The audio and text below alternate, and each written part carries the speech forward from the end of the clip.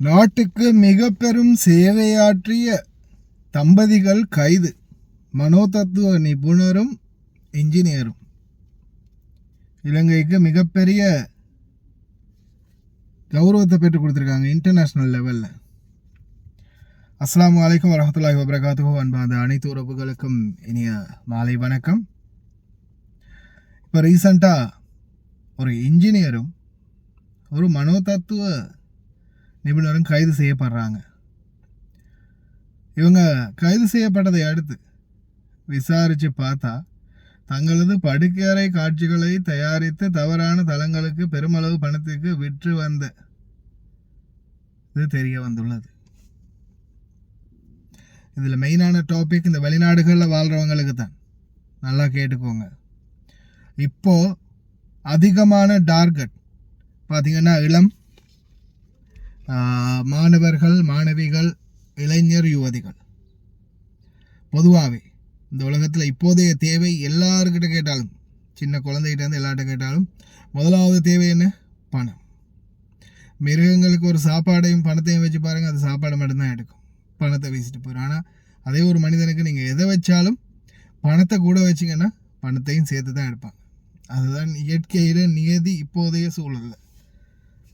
இப்போ ரீசண்டாக வெளிவந்த தகவல் அடிப்படையில் சோஷியல் மீடியாக்கள், அதாவது ஃபேஸ்புக், ட்விட்டர், அதே மாதிரி இன்ஸ்டாகிராம், வாட்ஸ்அப், அடுத்ததாக டெலிகிராம், இந்த மாதிரியான சமூக வலைத்தளங்கள் ஊடாக இளைஞர் யுவதிகளை டார்கெட் பண்ணி ஒரு கும்பல் என்ன பண்ணுதுன்னா, பணத்துக்கு ஆசையை காட்டி அவங்களுடைய பாலியல் ரீதியான வீடியோக்களை வந்து வெளியிடுறாங்க. அந்த வீடியோக்களை இவங்க காசுக்கு விற்கிறாங்க. அதே மாதிரி இப்போது நிறைய பேர் பணத்துக்காக 5 நிமிஷமோ 10 நிமிஷமோ ஷோ காட்டுற அளவுக்கு நிலைமை மாறி இருக்குது. அதே மாதிரி மிகவும் வேதனைக்குரிய விடயம் என்னென்னா, இப்போ ரீசண்டாக ஒரு எங்களுடைய நாட்டவர் அல்ல, வேறொரு நாட்டவர், நாட்டை குறிப்பிட விரும்பலை, வேறொரு நாட்டவர் என்னோட பேசிகிட்டு இருக்கும்போது, நீ ஸ்ரீலங்காவா? அப்படியா? இந்த பார்த்தியா, இது யார் தெரியுமா? Screen recording. இது பார்த்தியா, உங்கள் நாட்டுக்காரங்க தான் ஆன்லைனில் வந்தாங்க, பே பண்ணி ஷோ காட்டுறாங்க. உடம்புல இருக்கிற ஆடைகளை அவிழ்த்து விட்டு அவனுக்கு முன்னால் நிர்வாணம் அணிக்கிற மாதிரி இருந்துச்சு சொல்லும்போது. காலங்கெட்டு போய்த்து என்ன செய்ய, அப்படி தான் அப்படின்ட்டு நானும் அந்த உண்மையிலே மிக வேதனையோடு அந்த இடத்த விட்டு கடந்து வரக்கூடிய சூழல். இதில் அதிகமாக இளைஞர் யுவதிகள் அதிகமாக பாதிக்கப்படுறாங்க. அதே மாதிரி இப்போ வெளிநாடுகளில் இருக்கிற தாய் தந்தைகள், உங்களுடைய ஒவ்வொருவருடைய வீட்டிலையும் mobile phone, touch phone, social மீடியாக்களை பார்க்கக்கூடிய அளவுக்கான டச் ஃபோன் இப்போ உங்கள் கையிலே வீட்டிலே இருக்குது. ஏன்னா வெளிநாடுகளில் நீங்கள் இருக்கிறதால வீடியோ கால் பேசுகிறதுக்காகவும், வாட்ஸ்அப்பில் கால் பேசுகிறதுக்காகவும் வீட்டுக்கு ஒரு டச் ஃபோன் கட்டாயம் இருக்கும். ஆனால் அந்த டச் ஃபோன் கால் பேசுகிறதுக்கு மட்டும் இருந்தால் ஓகே. அதையும் தாண்டி தேவையில்லாத பல விடயங்களுக்கு உங்களுடைய குழந்தைகள் பயன்படுத்தினா இங்கேருந்து நீங்கள் எவ்வளவு மாங்குன்னு உழைச்சாலும் கஷ்டப்பட்டாலும் எந்த பிரயோஜனமும் இல்லை. அதே மாதிரி தொடர்ந்தும் நான் இடைக்கிட சொல்கிறது, இந்த வாட்ஸ்அப்பில் இப்போ ஸ்க்ரீன் ஷேர் இருக்குதுன்றது நான் நிறைய தடவை காட்டி கொடுத்துருக்கிறேன்.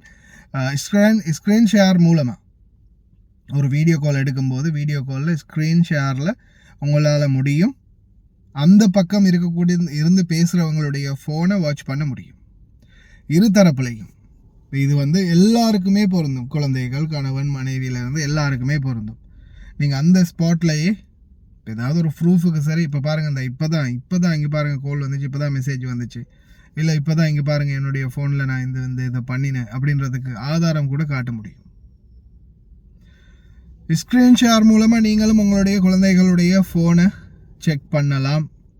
அதே மாதிரி குழந்தைகளுடைய நடவடிக்கை, குழந்தைகள் பணம் செலவழிக்கிறாங்கன்னா எதுக்காக அதிகமாக செலவழிக்கிறாங்க அப்படின்றதையும் அடிக்கடி சிந்தித்து பாருங்கள். ஏன்னா இந்த ஆன்லைன் விபச்சாரம்ன்றது அதிகரித்துக்கிட்டு இருக்குது நாட்டில். அதே மாதிரி இப்போதைக்கு இலங்கையில் கடந்த 2024 இந்த வருடம் 2025க்குள்ள அதிகமான எய்ட்ஸ் நோயும் இலங்கையில் பரவி வரதா தெரிவிச்சிருக்காங்க. அதே மாதிரி இன்னும் எத்தனையோ செய்திகளை பார்க்கக்கூடியதாக இருந்துச்சு. சொந்த சகோதரனோட குழந்தைய வயிற்றில் சுமந்த சகோதரி, இன்னும் சொல்ல வாய் கூசக்கூடிய மாதிரி எத்தனையோ சம்பவங்கள் பதிவாகி இருக்குது. வேறெங்கும் இல்லை, இலங்கை தாய் நாட்டிலே. தயவு செய்து அன்பார்ந்த உறவுகளை சிந்தித்து செயல்படுங்க. வெளிநாடுகளில் நம்ம பணம் சம்பாதிக்க வந்திருக்கிறோம், நம்மளுடைய குழந்தைகளுடைய எதிர்காலத்துக்காக வந்திருக்கிறோம். ஆனால் அதையும் தாண்டி அவர்களுடைய எதிர்காலம் வேறொரு பாதையை நோக்கி, வேறொரு இருளான சூழலை நோக்கி போயிட்டு இருக்குது அப்படின்றத தொடர்ந்தும் கவனத்தில் கொள்ளுங்க. அதே மாதிரி பணம் கேட்குறாங்கன்னா பணத்தை கொடுக்குறீங்கன்னு தான் பிரச்சனை இல்லை. ஆனால் அந்த பணம் எதற்காக செலவழிக்கப்படுது, எங்கே போகிறாங்க அப்படின்றதையும் கண்காணிங்க. போதைப் பொருள் கலாச்சாரமும் இப்போ நாட்டில் எவ்வளவுதான் அரசாங்கம் முயற்சி எடுத்தாலும் உள்ளூர் வியாபாரிகளிடம் புழக்கத்தில் இருக்கிறது இன்னமும் அப்படியே தான் இருக்குது அப்படின்றது ஒரு கவலைக்குரிய விடயம். அதனால் தயவு செய்து போதைப் பொருள் கலாச்சாரம், பர்த்டே பார்ட்டிகளில் தான் இப்போ அதிகமாகவே இந்த கலாச்சாரம் உருவாகி இருக்குது. பிறந்தநாள் கொண்டாட்டங்கள், பிறந்தநாள் களியாட்டங்களில் தான் அதிகமான போதைப் பொருள் கலாச்சாரமே உருவாகி இருக்குது. அதனால் உங்களுடைய குழந்தைகளுடைய ஃப்யூச்சரை பற்றி தொடர்ந்தும் சிந்திங்க. ரொம்ப கவனமாக இருங்க. பணம் கேட்டால் கொடுக்குற மாதிரி இல்லை, அந்த பணத்துடைய செலவுக்கான வழி என்ன அப்படின்றதையும் அவங்கள்ட்ட அடிக்கடி விசாரிச்சுக்கோங்க. இது அவங்களுக்கு மட்டும் இல்லாமல் உங்களுக்கும் சேர்த்து ஃப்யூச்சரில் உதவியாக இருக்கும். இதோ நாட்டுக்கு பெருமை தேடி கொடுத்துருக்காங்க இன்ஜினியரும் மனைவியும். நான் யூடியூப் சேனல் பார்த்துருக்குறேன். யூடியூப்பில் ட்ராவலிங் பண்ணுவாங்க, ஒவ்வொரு நாட்டுக்காக ஒவ்வொரு ஏரியாவுக்காக ட்ராவல் பண்ணி ஒவ்வொரு இடங்களில் ஹோட்டலில் தங்குற மாதிரி வீடியோ போடுவாங்க. நானும் ட்ராவல் பண்ணுறாங்கன்னு நினச்சேன். கடைசியில் இவங்க ஹோட்டல் புக் பண்ணது வேறு எதுக்கும் இல்லை, நீலப்படம் தயாரிக்க. எங்கே போய் முடிய போகுதுன்னு தெரியல. தயவு செய்து கவனமாக இருங்க. ஹாய் காய்ஸ், இன்றைக்கி நாங்கள் எங்கே வந்திக்கிறோம் தாத்தா? எங்கே வந்திக்கிறோம்? சல்வா கத்தா 5க்கு. நீங்கள் எப்போ ஆர்டர் பண்ணீங்க எங்கள்கிட்ட? முந்தநாத்து. உங்களோட பில்லை கொஞ்சம் கஸ்டமருக்கு எல்லாம் காட்டுங்க, எல்லாம் பார்க்குறாங்க, கொஞ்சம் காட்டுங்க. எவ்வளோக்கு சாமான் வாங்கிக்கிறீங்க? 137 கேடிக்கு சாமான். இந்த தாத்தோட பில். தாத்தா எங்களோட சேவிஸ் எப்படின்னு கொஞ்சம் எல்லாருக்கும் சொல்லுவாங்க. நாங்கள் கூட்டிகிட்டு நல்லா எல்லோரும் அங்கே காருக்கு சாமான் போடுறதுக்கு வாங்கிக்கலாம், ஒன்றும் பிரச்சனை இல்லை. நல்ல சேவை செய்கிறாங்க. ஆர்டர் கொடுத்தேன், நான் இன்னைக்கு சாமான் கொண்டு வந்து தந்துட்டாங்க எனக்கு காருக்கு போட.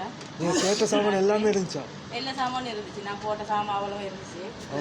இதுதான், தேங்க்யூ அக்கா. இதுதான் அவங்க அந்த தாத்தா ஆர்டர் பண்ணது. சாக்லேட்லேருந்து டொஃபி எல்லாமே எங்கள்கிட்ட இருக்குது. அவங்களுக்கு தேவையான சாமான் வெறும் 20 கேடிக்கு மேலே நீங்கள் ஆர்டர் பண்ணாலே நம்ம அவங்களுக்கு ஃப்ரீ டெலிவரி பண்ணி தருவோம்.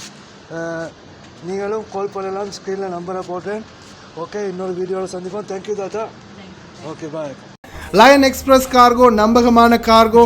இதோ நீங்களும் தொடர்பு கொண்டு உங்களுடைய கார்கோ பொருட்களை அனுப்பலாம். 90 93 61 67 தொடர்புக்கான இலக்கம் 66 16 84 14. இன்னும் ஒரு இலக்கம் 55 17 27 47.